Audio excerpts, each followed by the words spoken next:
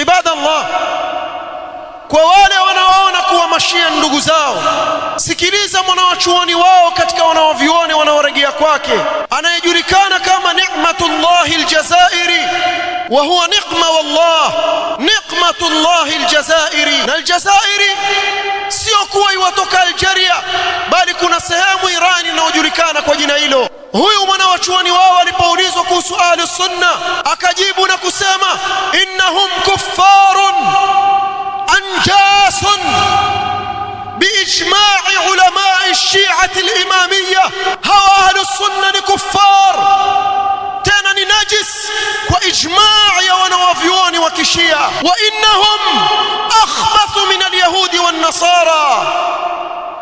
Katika kitabu chake الأنوار النعمانية وهي ظلمات بعضها فوق بعض أسمى وإنهم أخبثوا من اليهود والنصارى. أهل السنة نواف زيدي كلكم يهودنا ونصارى. عباد الله, haya maneno wayazungumza katika vitabu vyao, yashangaza ndugu yangu Muislamu uwe katika ghafla kiasi cha kuwa waona kuwa ni ndugu zako kwa sababu ya kukudhihirishia